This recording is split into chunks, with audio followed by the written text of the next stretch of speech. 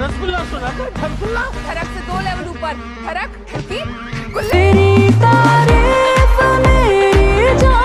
आखिर क्यों तृप्ति डिमरी ने चुना सिर्फ बोल्ड किरदारों का रास्ता? क्या ये उनकी अपनी पसंद थी या फिर इंडस्ट्री का वो दबाव जिससे आज भी कई नई अभिनेत्रियां जूझ रही हैं? घूर के आए बैठ तो घर में माँ बहन नहीं है तेरे। क्या वाकई बोल्ड सीन ही बन गए हैं बॉलीवुड में रातों रात स्टार बनने की गारंटी?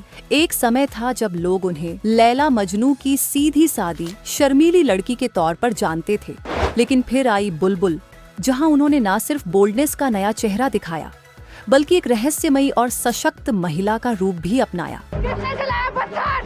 हाँ? कौन था वो? और उसके बाद एनिमल में उनका ऐसा रूप सामने आया जिसने पूरे देश को चौंका दिया। लाखों लोगों ने उनके सीन पर रील्स बनाई, मीम्स बने, ट्रेंड हुए, पर किसी ने ये नहीं पूछा कि इस सफर के पीछे छुपी कहानी क्या है। समझ रहे हो? समझ रहे हो आप? समझ रहे हो ना? कैसे एक छोटे शहर की आम लड़की बन गई सोशल मीडिया की सनसनी और बॉलीवुड की नई सेंसेशन? क्या ये सब यूं ही हो गया या इसके पीछे है एक सुनियोजित प्लान, संघर्ष और शायद समझौते? क्या तृप्ति ने शोहरत पाने के लिए पार की सारी हदें या फिर ये था उनका खुद का चुना हुआ रास्ता, एक ऐसा रास्ता जो महिलाओं की बोल्डनेस को कमजोरी नहीं ताकत बनाकर पेश करता है? तेरा तौबा तौबा तौबा तौबा। लेकिन दोस्तों, यहाँ सवाल सिर्फ बोल्ड सीन्स का नहीं है, ये कहानी है उस जंग की जो हर नई एक्ट्रेस अपने वजूद और आत्मसम्मान को बचाने के लिए लड़ती है। तो देखिए तृप्ति डिमरी की वो अनकही, अनसुनी और चौंका देने वाली कहानी जो शायद आज से पहले किसी ने इतनी गहराई से नहीं बताई। शराब छोड़ो आप, इसने मेरा वो वाला वीडियो बनवाया। कौन सा? सुहागरात वाला वीडियो।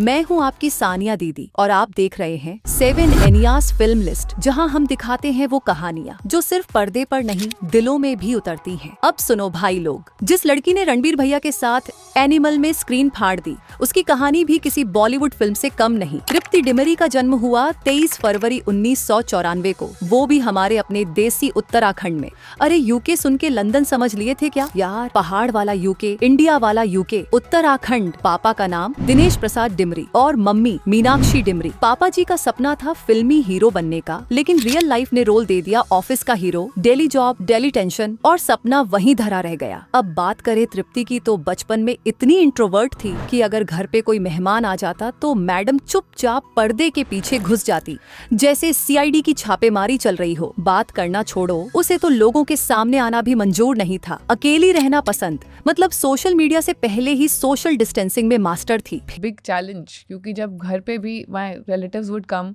मैं एक कॉर्नर में बैठी रहती थी। फिर आया लाइफ में एक जबरदस्त ट्विस्ट। एक दिन भाई का दोस्त डीएसएलआर कैमरा लेकर घर घुस आया और भाई साहब, उस टाइम डीएसएलआर कैमरा मतलब स्टेटस सिंबल, जैसे आजकल इंस्टाग्राम पे ब्लू टिक दिख जाए वैसे। तो भाई के दोस्त ने कहा, तृप्ति एक फोटो खिंचवा लो, और क्लिक, एक क्लिक ने बदल दी किस्मत। और तो और उस दोस्त ने तृप्ति को अपने एड के लिए कर लिया सिलेक्ट। अब बताओ, दोस्ती हो तो ऐसी हो, वरना ज्यादातर दोस्त तो नेट पैक खत्म होने पर गायब और पार्टी में सबसे पहले प्लेट भरने वाले निकलते हैं। कैमरा से तो दोस्ती हो ही गई थी, लेकिन असली तड़का तब लगा जब एक मॉडलिंग एजेंसी ने तृप्ति डिमरी के साथ कैटलॉग शूट किया। स्क्रीन पर खुद को देखकर मैडम को लगा, मैं तो फ्रेम में फिट बैठी हूँ, और वहीं से जागा यूट्यूबर बनने का कीड़ा। तभी कार्तिक आर्यन की प्यार का पंचनामा आई थी। तृप्ति ने उसका फेमस डायलॉग, प्रॉब्लम ये है कि वो लड़की है, और क्या प्रॉब्लम है? प्रॉब्लम ये है कि मैं चाहता हूँ मेरी लाइफ में कोई प्रॉब्लम ही ना हो। अपने स्टाइल में शूट किया और वीडियो हो गया वायरल। प्रॉब्लम ये नहीं है कि मैं लड़की हूँ, प्रॉब्लम ये है कि लड़कों की लाइफ में जितनी भी प्रॉब्लम्स होती है ना,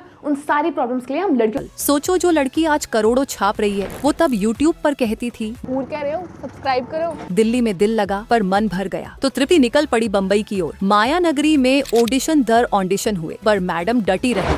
और फिर पहला ब्रेक, संतूर वाली मम्मी भी, रक्षा भी। इसके बाद मिली श्रीदेवी की मॉम में छोटी सी झलक, लेकिन छाप इतनी गहरी कि लोग आज भी याद रखते हैं। तो भाई लोगों, जिसने कभी यूट्यूब पर मस्ती की थी, वही आज बॉलीवुड में चमक रही है। मोम में तृप्ति का रोल इतना छोटा था कि लोग पॉपकॉर्न में बिजी थे और मैडम कब आई कब गई किसी को पता ही नहीं चला। लेकिन असली खेल तो उसके बाद शुरू हुआ। फिर आई पोस्टर बॉयज, जहां तृप्ति को मिला पहला बड़ा रोल। देओल ब्रदर्स और श्रेयस तलपड़े के साथ स्क्रीन शेयर करके तृप्ति तो खुशी से झूम उठी। बॉयज करके एक फिल्म थी, जो मेरी सबसे पहली फिल्म है जो मैंने की है। उसके ऑडिशंस चल रहे थे और पहले ऑडिशन में मैं फेल भी हो गई। बस दिक्कत ये थी कि फिल्म बॉक्स ऑफिस पर ऐसे गायब हुई जैसे स्कूल में लास्ट बेंचर का होमवर्क। इसके बाद आया लैला मजनू का ऑडिशन, पहले रिजेक्ट, फिर रिकॉल और फिर सीधा लैला बना दिया गया। लैला मजनू इनफैक्ट जब मुझे याद है एक दिन लैला मजनू रिलीज होने वाली थी और उस दिन मैं कैटलॉग शूट ही कर रही थी ना। 2018 में आई ये फिल्म और तृप्ति बनी पहली बार मेन हीरोइन। यहीं से शुरू हुआ उनका असली बॉलीवुड सफर। लैला मजनू के बाद तृप्ति को लगा था कि अब उनकी लाइफ सेट है, हाथ हिलाओगी और भीड़ झूम उठेगी। लेकिन फिल्म फ्लॉप हो गई और सारे सपने धुआं हो गए। फिर वह सोचने लगी कि शायद हीरोइन बनना मुश्किल है और उन्हें फिर से यूट्यूबर बनना पड़ेगा। तभी उन्हें बुलबुल नाम की OTT फिल्म का ऑफर मिला। सबने मना किया कि OTT मत कर, वेब सीरीज वाली एक्ट्रेस बन जाएगी। लेकिन तृप्ति ने कहा बेरोजगारी से अच्छा है कुछ तो करूं, और फिल्म साइन कर ली। यही फैसला उनके करियर का गेम चेंजर साबित हुआ। बुलबुल में तृप्ति ने सबका दिल जीत लिया। हालांकि वो उस वक्त फेमस नहीं थी और फिल्म OTT पर रिलीज हुई थी, इसलिए ज्यादा लोगों तक उनका चेहरा नहीं पहुंच पाया। फिर भी उन्हें इस फिल्म के लिए अपना पहला film fair best actress award मिला। इसके बाद 2022 में आई काला में तृप्ति ने कमाल का परफॉर्मेंस दिया, जिसमें इरफान खान के बेटे भी थे और गाने भी खूब हिट हुए। आपकी बेटी कोयल दोनों ही फिल्में अनुष्का शर्मा ने प्रोड्यूस की थीं, जिन्होंने तृप्ति को हिम्मत दी और कहा तू बस शुरुआत कर रही है, आगे बहुत बड़ा नाम बनेगी। तब से तृप्ति ने पीछे हटने का नाम ही नहीं लिया। तृप्ति ने रणबीर की फिल्म एनिमल में सिर्फ 20 मिनट की एंट्री में ऐसा जलवा दिखाया कि सब दंग रह गए। हॉटनेस, बोल्डनेस और मासूमियत का तड़का लगाकर भाभी नंबर 2 बनकर रश्मिका को भी पीछे छोड़ दिया और नेशनल क्रश बन गई। कुछ लोग बोले ये तो बस अंग दिखाकर हीरोइन बनी, लेकिन तृप्ति ने साफ कहा बैड न्यूज, मेरी फिल्म सिर्फ बोल्डनेस की वजह से हिट नहीं हुई। फिर राजकुमार राव के साथ उनका मजेदार वीडियो भी आया जिसने सबको हंसाया। मतलब तृप्ति की जर्नी में है पूरा ड्रामा और धमाल। भैया, इस फिल्म में तृप्ति की बोल्डनेस को जबरदस्ती गुस्सा दिया गया था। साथ में एक फालतू आइटम सॉन्ग भी था। हाँ,